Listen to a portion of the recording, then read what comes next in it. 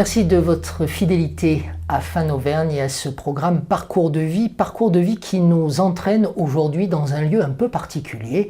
On va en parler dans un instant, à travers une agence de traduction et d'interprétariat qui est présente à Clermont-Ferrand, mais qui rayonne à l'international.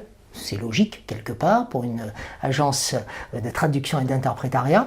Melting Trad, elle a été créée par Sylvia Duché qui nous accueille. Merci Sylvia d'être ici.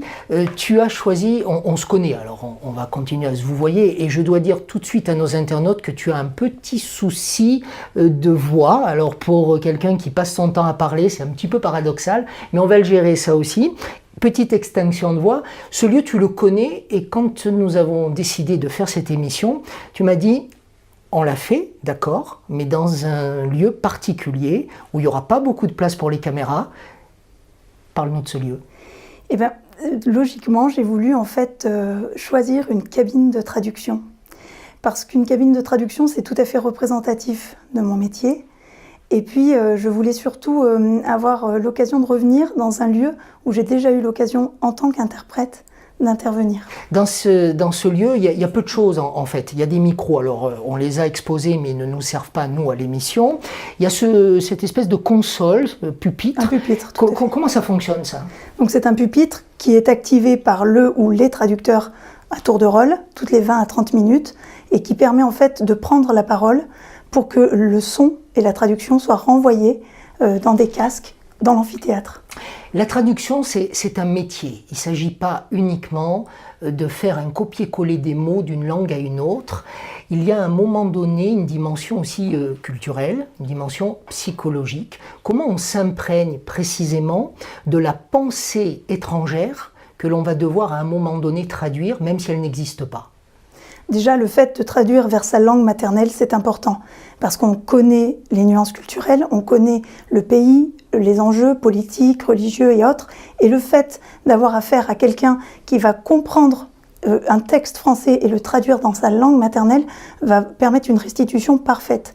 Après, il ne suffit pas juste d'être bon dans sa langue, il faut aussi être traducteur avec une compétence, avec une méthodologie, et puis avec des études. Connaissance, tu viens de dire s'il y a connaissance culturelle, religieuse, politique, ça veut dire qu'à certains moments d'une traduction, on ne peut pas tout dire? Oui, tout à fait. C'est-à-dire qu'en fait, c'est là que la différence avec tous les logiciels de traduction de notre ami Google. Voilà, tout à fait, pour ne pas le citer, qui sont finalement des traductions mot à mot. Le fait que ce soit passé dans un filtre humain d'un traducteur et pas juste de quelqu'un qui parle une langue avec un très bon niveau, ça permet vraiment de tenir compte de ces enjeux-là. La traduction ne sera peut-être pas la même dans 1 an ou dans 2 ans pour le même traducteur selon le contexte dans lequel il a été traduit. Est-ce qu'il t'est arrivé, on va revenir parce que la naissance même de Melting Trad, ce sont les demandeurs d'asile. Donc on va revenir aussi sur cette période particulière de ta vie. Mais est-ce qu'il t'est arrivé à certains moments peut-être de volontairement assumer de ne pas traduire quelque chose que tu entendais de la part d'un interlocuteur parce que tu savais que ce serait mal perçu par celui qui allait l'entendre dans la fameuse langue étrangère? Tout à fait. Les entretiens en milieux médico-sociaux auxquels on est amené à participer en tant qu'interprète, notamment pour les demandeurs d'asile, nous poussent à devoir des fois trier et filtrer ce qui a pu être dit pour le restituer avec une réalité française. Tu parles de filtre, toi? Oui. C'est pas de la rétention d'informations, on filtre. Exactement. Les choses. C'est-à-dire qu'on va peut-être essayer de les reformuler pour que ce soit adapté à la culture. De la même manière qu'un site internet, quand on le traduit pour les États-Unis, on ne se contente pas de le traduire en anglais, on va tenir compte aussi de la culture et il y aura finalement une localisation, c'est-à-dire qu'on va identifier l'endroit où on veut mettre ce site en ligne et on va adapter la traduction au lieu.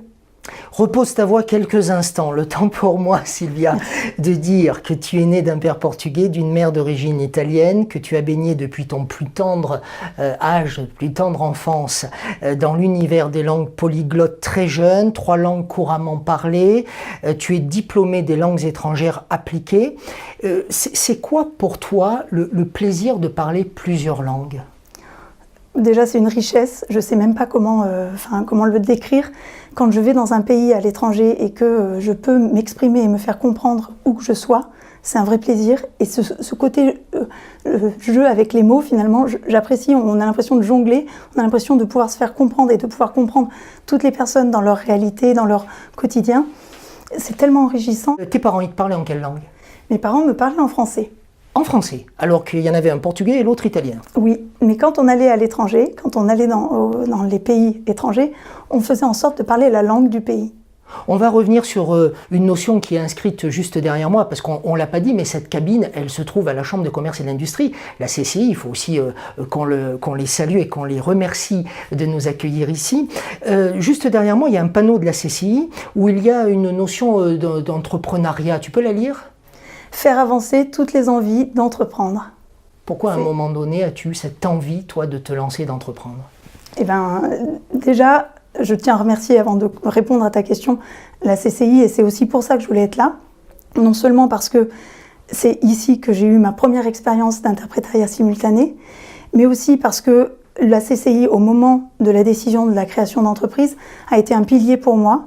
J'ai pu m'appuyer sur des personnes, des conseillers qui m'ont aiguillée, qui m'ont aidé à me poser les bonnes questions, qui ont fait un effet miroir. Et si j'ai décidé un jour de créer mon entreprise, c'est que j'avais beau chercher partout, je ne trouvais pas le métier parfait, ou en tout cas le métier que j'attendais. Et je me suis dit, au lieu de le chercher désespérément, est-ce que c'est pas à toi d'essayer de créer ton propre poste et d'en faire quelque chose ? De répondre à une envie ou de créer un besoin ? De répondre à une envie, en fait. Et du coup, le fait de créer mon propre poste en créant mon entreprise, je me suis lancée dans cette aventure sans même imaginer que 10 ans après, je pourrais être là. Je l'ai fait plus parce que je me suis dit, je ne veux pas avoir de regrets.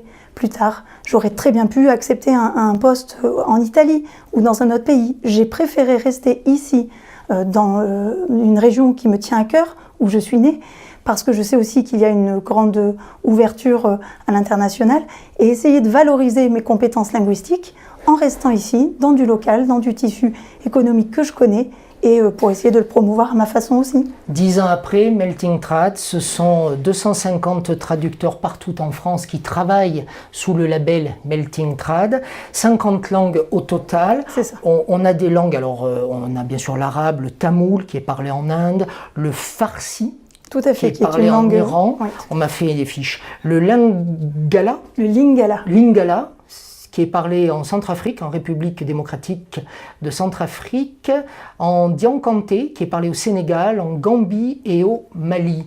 On a aussi le bambara, le soninké, et j'en passe les meilleurs. Alors, quelque chose qui m'a interpellée quand on a préparé l'émission, c'est que j'ai appris que tu étais traductrice assermentée. Ça veut dire quoi, ça ? Alors, je ne suis pas directement traductrice assermentée. Je me permets la nuance parce que comme je propose 50 langues, je ne peux pas être assermentée en 50 langues. Déjà que je ne parle pas toutes ces langues-là. Mais j'ai un réseau de traducteurs que j'ai volontairement choisi pour qu'ils puissent intervenir avec une compétence, on va dire, légale. C'est-à-dire qu'ils vont apposer un tampon et une signature sur leur propre traduction de documents originaux. Ce qui va donner une dimension internationale à un document pour obtenir des équivalences. Par exemple, un diplôme, un permis de conduire, des documents d'état civil pour demander la naturalisation, comme le font notamment les joueurs de l'ASM par exemple, et également pour des dossiers d'adoption. On va par exemple faire des traductions de rapports sociaux, et ces rapports sociaux vont permettre après à ces couples d'obtenir une validation pour obtenir un accord d'adoption. On n'a pas l'impression, mais effectivement, la notion de traduction, bien ça couvre une multitude de domaines de la vie personnelle des individus, mais également des entreprises, parce qu'une entreprise qui veut se développer à l'international, elle n'a pas forcément les moyens en son sein d'avoir quelqu'un qui maîtrise l'ensemble des langues liées au pays vis-à-vis desquels elle va se développer. Et là, toi, à travers Melting Trad, tu proposes effectivement aux entreprises de se développer dans les secteurs de la banque, du médical, du juridique, du tourisme. C'est aussi une démarche assumée, parce qu'on est quand même aux antipodes de, j'ai envie de dire, de l'humain, là. Mais justement, c'est ce qui me plaisait, c'était ce côté multifacette. C'est-à-dire que les journées ne se ressemblent pas. Une journée va peut-être commencer avec une demande immédiate, instantanée de traduction par téléphone, donc interprétariat, dans une langue très rare. au pied levé. Et puis on va enchaîner avec quelques particuliers qui vont venir apporter des documents à traduire ou récupérer des documents qui ont été traduits et qui au passage vous racontent leur histoire, leur parcours, pourquoi ils font ces démarches-là, et qu'au finalement, plus que d'être là pour leur rendre une traduction, je suis là pour les accompagner, les conseiller, voir avec eux ce dont ils auraient réellement besoin. Et comme je connais maintenant depuis 10 ans un petit peu toutes les ficelles administratives, je sais aussi les aiguiller pour éviter qu'ils aient des dossiers qui prendront peut-être trop de temps. Donc on va plus rapidement faire des traductions droit au but, on va savoir exactement le nombre de documents qu'il faudra traduire et ça leur permet d'être rapidement efficaces et de terminer leur démarche. Et ensuite, ces entreprises qui, elles, sont des entreprises qui vont avoir besoin de documents, on va dire, techniques, nous souvent des notices techniques.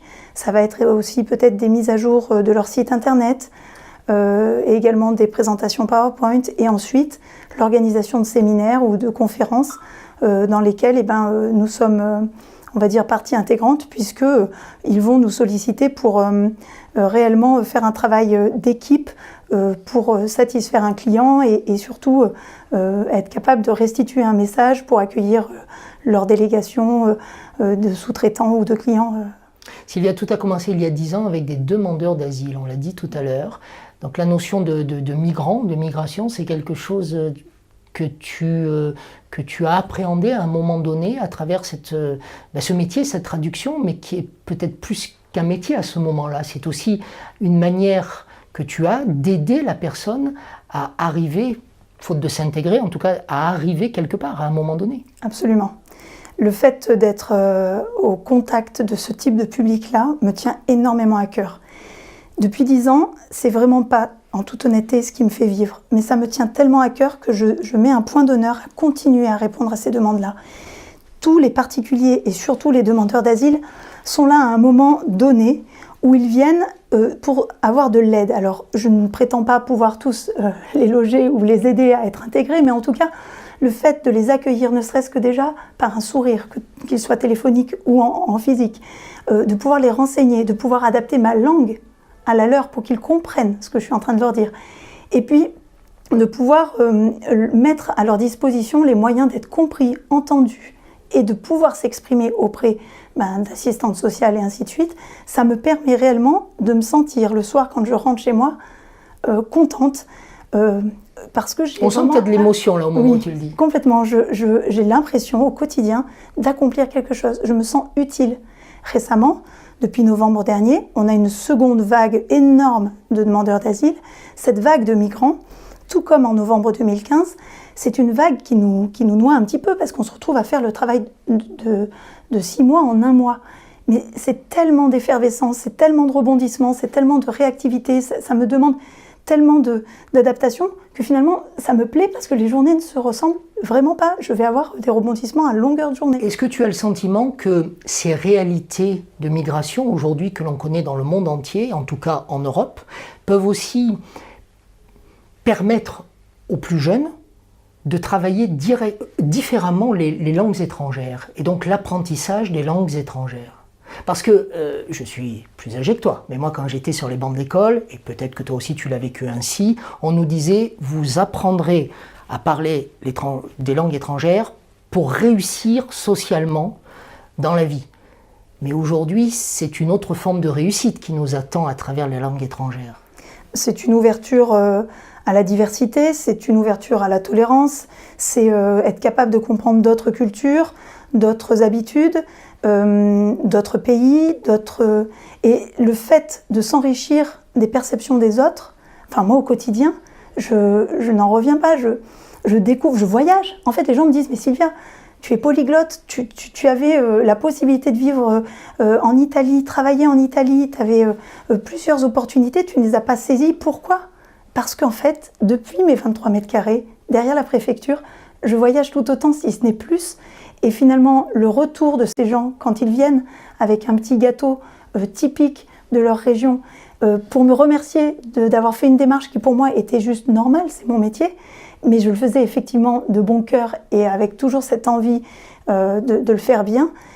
Et bien voilà, pour moi, les premiers temps quand j'avais créé et que je ne savais pas encore que 10 ans plus tard je serais toujours là, ma plus belle récompense, c'était pas de rouler sur l'or ou d'en vivre, c'était le retour, cette reconnaissance de ces familles. C'est la question que j'allais te poser. Il y a quelques semaines, tu as officiellement fêté, et tu l'as fait savoir sur les réseaux sociaux, tu as bien raison, les 10 ans de Melting Trad. Tu as pensé à quoi dans ta tête au moment où tu as vu tes invités devant toi, que tu as pris le micro, et puis que tu as regardé quelque part, en quelques instants, 10 années dans le rétro? J'ai pris conscience. Le jour vraiment où j'ai pris le micro pour accueillir mes invités et les remercier d'être là depuis 10 ans et de me faire confiance, j'ai pris conscience que j'étais là depuis 10 ans. J'ai pris conscience du chemin parcouru. J'étais très fière de moi, en toute modestie, mais sincèrement, On a le droit d'être fier de soi aussi. Hein. Parce que il y a 10 ans, tu m'aurais dit, tu seras là dans 10 ans et tu seras fière de toi. J'aurais pas parié, j'y allais à tâtons, doucement. Je me disais, on verra bien, on n'a pas la prétention d'y arriver, on essaye.